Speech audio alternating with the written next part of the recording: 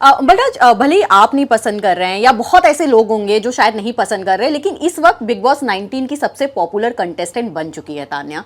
मतलब भले उनको ट्रोल किया जाए या जो भी किया जाए। आपके पॉइंट को समझ रहा हूँ, मैं माफी भी चाहता हूँ आपको रोक रहा हूँ, क्योंकि ये पॉइंट मेरे पास सामने कई बार आ चुके हैं, तो इसलिए मुझे लगता है जो आप पूछना चाह रही हैं मैं आपको बता देता हूँ। रीजन इसका सिर्फ इतना सा, देखिए उसने जब बदतमीजी की मुझसे और मैं चला आया, ठीक है, सारा रिश्ता खत्म कर हर एक चीज चल के, इस दौरान उसने मुझे कभी सॉरी नहीं बोला। इन महीनों में जाने से पहले मुझे मैसेज कर रही है, will you come for me inside the big boss, आप मेरे दोस्त में नाम डाल दो। मैंने बोला किस हक से डाल दोगी भाई, क्या मतलब? उसके भाई का कॉल आया, बॉस जा रहे हैं बिग बॉस। मेरा तो मैं क्या करूँ, जा रहे हैं भाई। मैंने उसको ऐसी मुंह पे तराक से बोला कि मेरा भाई जा रहा है मृदुल। तू कौन है भाई? मैं सपोर्ट करूंगा मृदुल को, सपोर्ट तो मृदुल को होगी। बोले अच्छा। मैंने कहा हाँ जी बस बढ़िया। तो फिर तानिया मित्तल ने मुझे, मैंने बोला आपने जो बदतमीजी की थी वो सॉरी बोलो।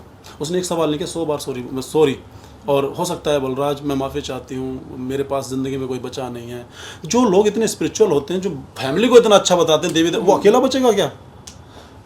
देखो हजम वो चीज़ें हो सकती हैं जो मुमकिन हो, ये मुमकिन है क्या? मतलब कि जो आदमी अपने परिवार को वो कह रही है अगर स्वर्ग होता धरती पे तो मेरे घर जैसा होता है। उनको अंबानी जी के बेटे हैं अनंत अंबानी, वो पशु पक्षी से इतना प्यार करते हैं, उनको निला भी देते हैं, साबुन भी लगाते, सब चीज़ करते हैं। उनसे अमीर हो गए ये लोग, इनके हेलीकॉप्टर में उड़ रहे हैं ये लोग।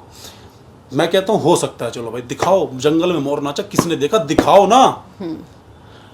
मेरा मुद्दा सिर्फ एक है तानिया मित्तल से, कि वो कभी भी, वो जब बाहर निकले, कुछ बातों का जवाब सिर्फ तानिया मित्तल को दूंगा मैं, क्योंकि मैं, हमारे देश में भावनाओं से जुड़ा हुआ हमारा देश है, और लड़की को लक्ष्मी माँ का स्वरूप माना जाता है, पूजा जाता है, सम्मान दिया जाता है, और उनकी डिग्निटी मेंटेन करना मेरा धर्म है।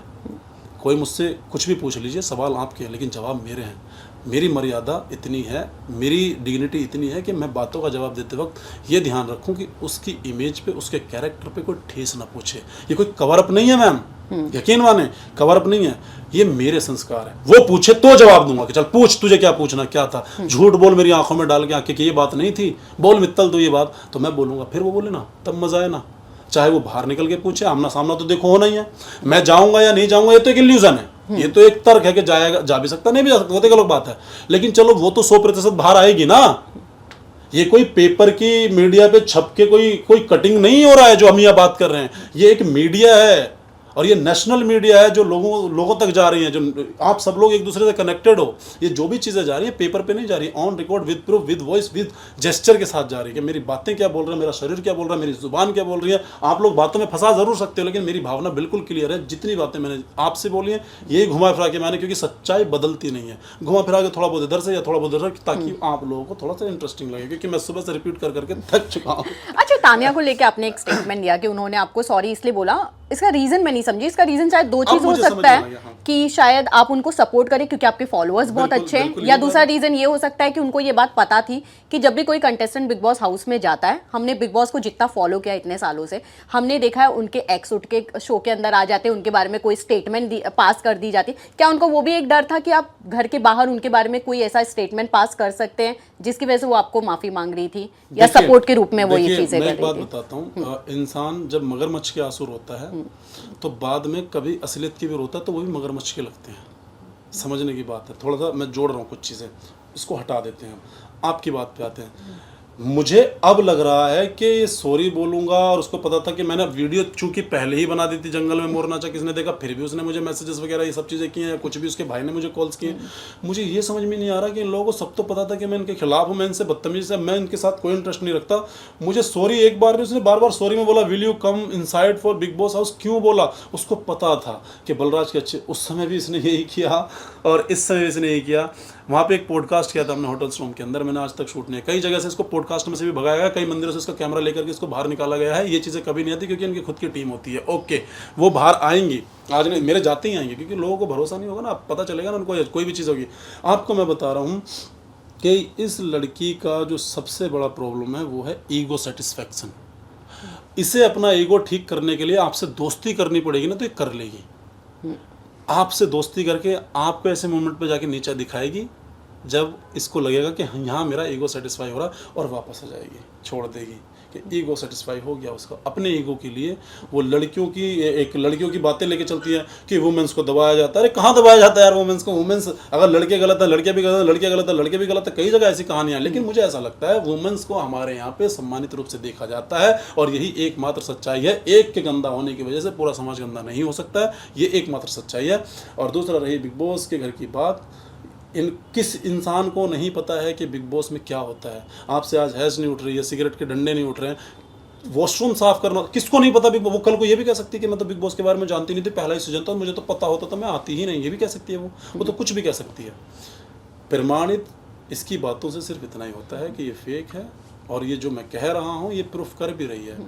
साड़ियों की बात करती है, तुरंत ही टाइट्स पहन के आ जाती है। ठीक है, मैं फिर बोल रहा हूँ, मैं किसी के पहनावे पे कोई टिप्पणी नहीं करता, और यह हमारा जो देश है संवैधानिक रूप से बिल्कुल मूल रूप से स्वतंत्र है। आप कुछ भी पहन सकते हो, कुछ भी कर सकते हो, लेकिन जब आप स्पिरिचुअलिटी की बात करते हो तो आपको अपनी गरिमा की, अपने शब्दों का चयन करना बहुत ज़रूरी है, ये बहुत ज़रूरी है। अब ये चलिए, उन्होंने पहले अपने आप को फिल्टर कर लिया कि यार यहाँ मेरा भी पहनने का मन करता है, ओके लड़की है कर सकता है, अंदर की दुनिया कट ऑफ रहती है बाहर की दुनिया से, तो चलता है, वो चीज़ें हो सकती हैं। लेकिन आप शुरू में पहली बार पहन रही हैं और पहली बार में आपको ये नहीं लगा कि थोड़े से ढीले डाले पहन के जो एक शर्मीलापन रहा है अंदर के, नर्वसनेस होती है कि पहली बार पहनी चीज़ें, आप तुरंत फटे तो ऐसे फटे कि आप टाइट्स पहन के आ रहे हो जिसमें लोगों ने टिप्पणियाँ करनी शुरू कर दी, अभद्र भाषाएं यूज़ करनी शुरू कर दी। आपने मौका दिया तब कर दी ना। आप 500 साड़ियाँ क्यों लेके गई? आप 500 साड़ियाँ पहनी ना, 1000 साड़ियाँ क्यों लेके गई? आप साड़ियाँ पहनिए ना भाई। नहीं, पर घर के अंदर उनका मन कर सकता है बाकियों को देख के कि भैया मैं भी कुछ ऐसा ही करूं। हाँ, ये बात बिल्कुल सच है, मन तो कर सकता है। मैं तो पहले बोल चुका। अच्छा बलराज, आपको उन्होंने गिफ्ट में क्या दिया था? गाड़ी दी थी, जमीन दिया था, क्या दिया था? क्योंकि वहाँ पे उन्होंने खुले तौर पे ये बात कहा है कि मैं अपने एक्सेस को ये सारी चीज़ें गिफ्ट करती हूँ। मैं उनका दिल से धन्यवाद करूँगा, थैंक यू करूँगा एक चीज़ के लिए। ये आपकी बात तो मैंने सुन ली, उनकी वजह से मैं बाबा प्रेमानंद महाराज जी से मिला। मैं उसके पीछे बोलता हूँ, पहली बार उनकी वजह से मिला, उनके साथ मिला, दिल से शुक्रिया अदा करूँगा। उनकी वजह से मैं बाबा से मिला और मैंने स्पिरिचुअलिटी शुरू की, क्योंकि मुझे उनको शायद सब कुछ मजाक लग रहा होगा, लेकिन उस दौरान मैं एक लड़ाई लड़ रहा था और उस लड़ाई से आज़ाद होने में उसने मेरी उस समय मदद की। जब वो साथ लेके गए, हम लोग गए। दिल से धन्यवाद मित्तल साहब कि आपकी वजह से मैं प्रेमानंद महाराज जी से मिला और मैंने अपना सारा एहसास निकाल के बाबा के सामने रख दिया, स्पर्श किया उनको। उन्होंने मेरी माँ के बारे में सुना, जगदम्बा का पता बताया। मेरे लिए उससे बड़ी कोई चीज़ नहीं हो सकती। सारी गलतियाँ, मैं सिर्फ इतना चाहता हूँ कि अब मित्तल साहब ऐसी इमेज ना बनाएं, ऐसी चीज़ें ना करें कि जब वो असलियत में आए ना और उसकी असलियत भी नकलियत लगने लग जाए, बहुत ज़्यादा नीचे गिर जाए। आप मगरमच्छ के आंसू रो ठीक है, लेकिन हमेशा मत रो, क्योंकि फिर आपकी असली आंसू भी नहीं समझ कोई पाएगा। थैंक यू मित्तल साहब। अच्छा बलराज, बहुत बार हम लोग ने आर्टिस्ट के साथ भी ये चीज़ देखी है कि वो खुद अपने फैंस बुलाते हैं और वहाँ पे नज़र आता है कि वो उनसे आके गले लग रहे हैं, जबकि वो सब कुछ ऑलरेडी क्रिएट किया रहता है। तो क्या तानिया के साथ भी ऐसी चीज़ें होती थी, जो वो फैन मीटिंग उनके साथ होती थी, वो जाके उनको हक करती थी या कोई आके उनके चरण छूने की बात करता था, चाहे वो बहुत एज की औरत हो, वो सारी चीज़ें प्लान्ड होती थी कि सच में उनके साथ ये सारी चीज़ें होती थी? मैं बताता हूँ, देखिए, इन्फ्लुएंस इंसान धर्म से जो जुड़े लोग होते हैं, जो भावनाओं से जुड़े होते हैं, वो सच में रोते हैं। लेकिन चलो जो क्रिएट किया जाता है वो तो अलग है। हाथ हिलाना मतलब जब कोई सामने है ही नहीं और फिर भीड़ पता नहीं कहाँ से जोड़ देना, ये तरीके मुझे समझ में नहीं। एडिटिंग कमाल है, एडिटर कमाल है, हाँ। कमाल है। ओके, ये सब कुछ जगहों पे फेक होती है, लेकिन कुछ सच्ची स्टोरी निकल के आ जाती है जहाँ सच में। अब देखिए, अगर किसी के बर्ताव का तो नहीं पता, और मैं ये भी नहीं कहता वो एक्सेप्ट करे। देखिए, मैं पहले ही बोल चुका हूँ, मेरे अपने, देखिए मैं एक जगह समझाता हूँ, रियल लाइफ और रियल लाइफ को समझना बहुत ज़रूरी है। रियल लाइफ ये आप लोगों की प्रॉपर्टी, भले ही मेरा हैंडल है, ये आप लोगों की प्रॉपर्टी है। क्यों? क्योंकि आपकी फैमिली में सब देखते हैं मुझे, और मैंने कुछ अभद्र भाषा का इस्तेमाल किया तो आपका पूरा अधिकार बनता है मुझसे पूछने का, चाहे लीगली, चाहे प्यार से, चाहे कैसे पूछ सकते हो। ये आप लोगों की, ये जो बेसिकली प्रॉपर्टी है हमारी सबकी है, ठीक है। अब एक होती है पर्सनल लाइफ, रियल लाइफ, अब एक होती है रियल लाइफ। रियल लाइफ में बलराज सिंह के बारे में आप जानोगे तो बलराज बहुत गंदा है। बलराज के कम से कम 20 से ज़्यादा अफेयर रहे हैं। मेरे को ऐसा लगता है मैंने कई सारे नाइट स्टैंड भी किए हैं, मैंने नाइट आउट भी किए हैं, मैंने सब कुछ किया है। मैंने चोरियां भी की हैं, मैंने मुर्गे भी चुराए हैं, मैंने बंदूकें भी चलाई हैं, मैंने सब कुछ किया। समझना, ये मेरी पर्सनल लाइफ है, दिस इज़ माई लाइफ। जो मैं करना चाहूँगा, जो भी मेरे गुनाह है वो मेरे पर्दे के पीछे हैं और वो मेरे अपने हैं। लेकिन रियल लाइफ में मैंने कभी किसी को गाली दी, रियल लाइफ में मैंने कभी किसी का अपमान किया, मैंने किसी को ठेस पहुंचाई, मुझसे बोलो मैं जवाब दूंगा। रियल लाइफ को समझना बहुत ज़रूरी है। चूँकि ये शो रियलिटी का है तो यहाँ पे रियल लोगों का होना जरूरी है, ना कि उन लोगों का जो एक्टिंग करते हो, जो चेहरे के पीछे चेहरा लगाते हो, मुखौटा लगा के घूम रहे हो।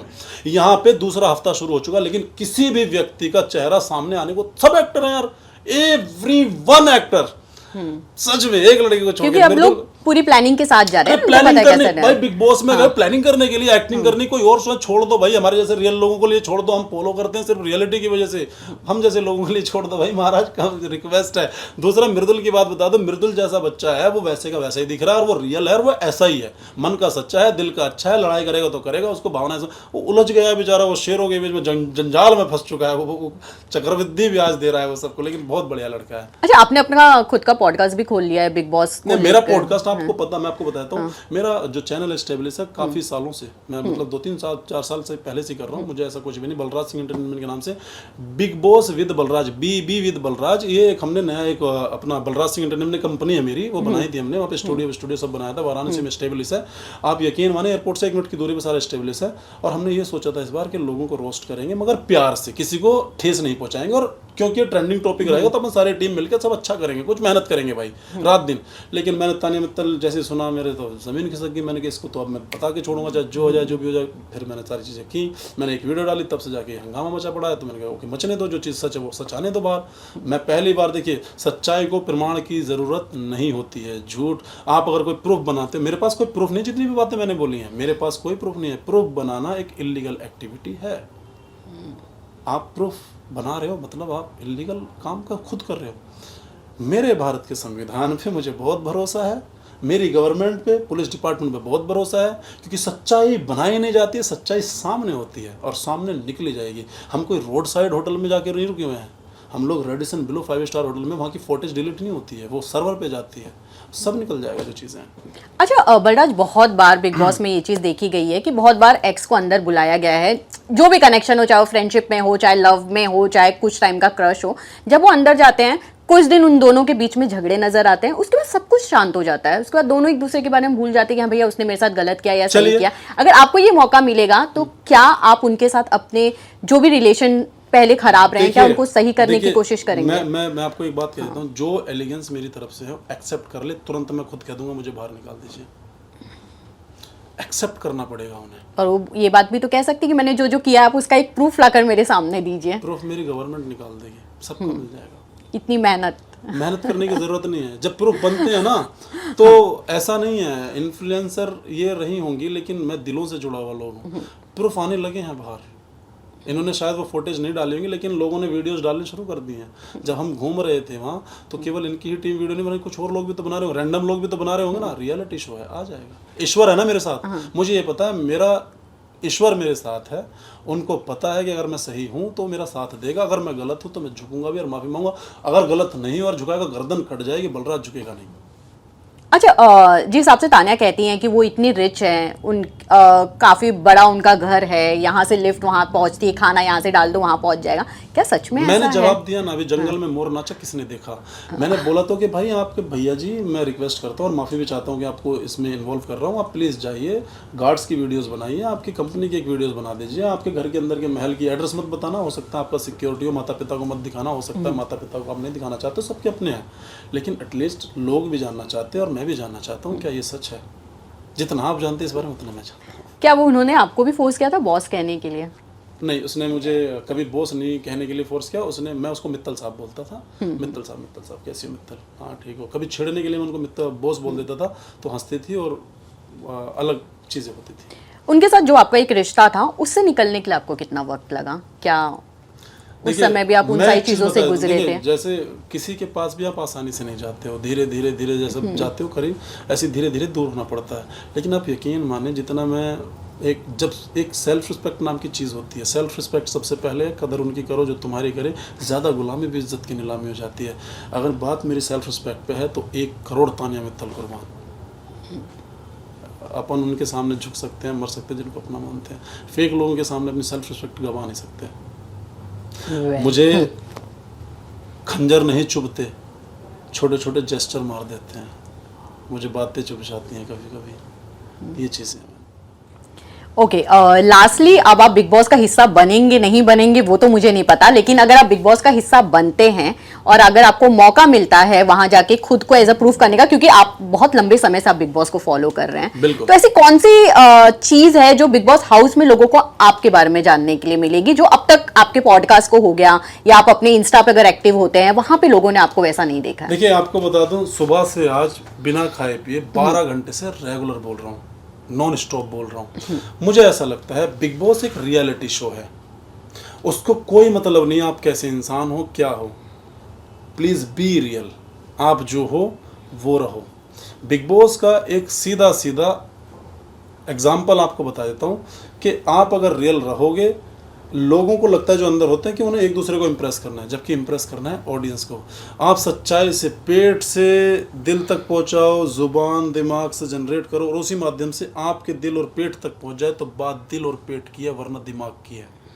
कभी भी बातें, देखिए जुबान ना इंसान एक दुकान है और जुबान उसका ताला, ताला खुलता है तो पता चलता है दुकान सोने की है या कोयले की है। और यहाँ कोयला भी अपने आप में कुछ रखता है, वो उनसे भी गए गुजरे लोग होते हैं जो लोग अपने आप को एडमायर करने के लिए दूसरों को नीचा दिखाते हैं। वेल, ये तो आने वाला वक्त बताएगा कौन कोयला हीरा में बदलता है। आप जाते जाते क्या मैसेज देना चाहेंगे अपने फैंस को, या किसी शायरी के साथ अगर आप इस इंटरव्यू को खत्म करना चाहेंगे तो? देखिए, कुछ कह गए कुछ सह गए, कुछ कहते कहते रह गए, मैं सही और तुम गलत के इस खेल में न जाने कितने रिश्ते ढह गए। अपने रिश्तों को बचाओ और ज़िंदगी में मुस्कुराओ, माता पिता की सेवा करो और जितना हो सके रियल रहो। कितनी भी बड़ी गलती आपसे हो जाए जीवन में, ये अपना लो। शायद जब आप मेरी जगह आओगे, मेरी एज में आओगे, मेरी भावनाओं को समझोगे, शायद तब आपको ये समझ में आएगा, यूथ के लिए भी है, कि आपसे जीवन में कितनी भी बड़ी गलती हो जाए, एक्सेप्ट दैट, एक्सेप्ट करो। जब आप उसको एक्सेप्ट करते हो ना, तो आप अपने आप को फ्री, मेरी तरह, पत्ते की तरह महसूस करते हो, जिन्हें किसी चीज़ का भी डर नहीं होता। कोई आपको ब्लैकमेल करे, तुरंत बोलो तू बताएगा, उससे पहले मैं बता रहा हूँ। क्योंकि ये हमारा देश भावनाओं से जुड़ा हुआ देश है और यहाँ पर भावनाओं की कद्र होती है।